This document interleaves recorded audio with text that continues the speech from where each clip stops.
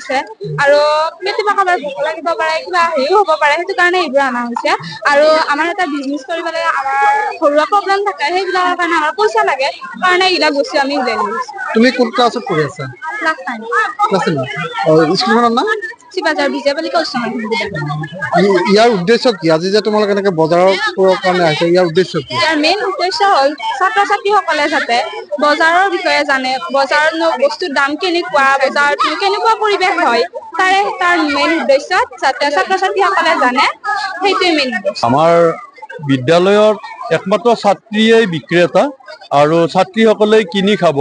আমি বজাৰত দেখিছোঁ পেকেটৰ বস্তু চিপছ বা অন্যান্য যিবিলাকে স্বাস্থ্যৰ কাৰণে অতি হানিকৰ সেই হানিকৰ বস্তুবিলাক খাই ছাত্ৰীসকল অসুস্থ হৈ পৰে।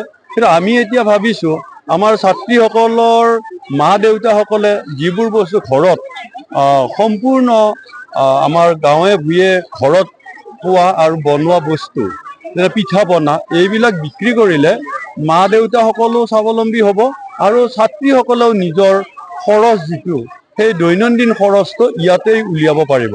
আৰু যিটো ক্ষেত্ৰত আমি দেখিছোঁ হাতে বনোৱা এই বস্তুবিলাক খুবেই ধুনীয়া সুস্বাদু আৰু এইবোৰ আমি নিজেও কিনি খাইছোঁ।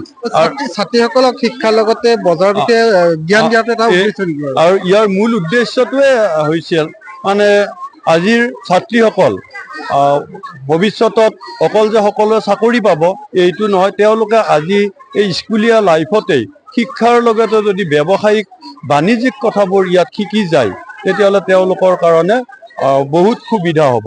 আৰু আজিকালি বিদ্যালয়ত ভকেশ্যনেল কোৰ্চ হিচাপে বিভিন্ন কোৰ্চ আহিছে, বস্তু বনোৱা আহিছে, ট্ৰেড বা বাণিজ্য বিষয় আহিছে বা হায়াৰ মেট্ৰিক পাছ কৰাৰ পিছত বাণিজ্য বিভাগ আছিল আগত, নিউ এডুকেশ্যন পলিচি মতে এতিয়া বাৰু বিভাগ নাথাকে, তথাপিও বাণিজ্য ছাবজেক্টটো পঢ়িবৰ কাৰণে যথেষ্ট সিহঁতৰ ধাৰণা এটা পাব। আজি বজাৰত কি কি উপলব্ধ হৈছে? আজি আমাৰ বজাৰত খোৱা বস্তু লাৰু পিঠা বিহুৰ বতৰ যিহেতু নাৰিকলৰ লাৰু পিঠা নিজৰ ছাত্ৰীবিলাকে বা সিহঁতৰ মাকসকলে বনাইছে আৰু আমাৰ ইয়াত শাক পাচলি কল বিভিন্ন ধৰণৰ পাচলিবোৰ বজাৰত যিবিলাক উপলব্ধ গোটেইখিনি পোৱা গৈছে আৰু এইবোৰ একেবাৰে ৰাসায়নিক সাৰ মুক্ত আৰু যিটো আমাৰ স্বাস্থ্যৰ কাৰণে খুবেই উপযোগী।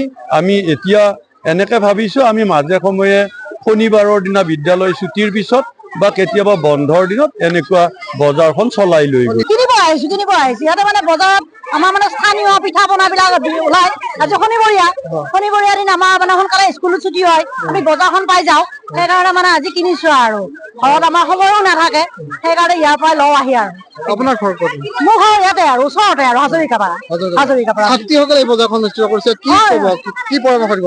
ছাত্ৰীসকলে এইটো শিকিছে ভৱিষ্যত দিনৰ কাৰণে, তেওঁলোকৰ মাক দেউতাকে বজাৰ কৰা দেখিছে কিন্তু বস্তুৰ মূল্য কেনেকুৱা হয়, যোগান অনুপাতে চাহিদা আছে নে নাই বজাৰত এই বিষয়ে জানে, সেই উদ্দেশ্যে তাৰমানে আজি এই বজাৰখন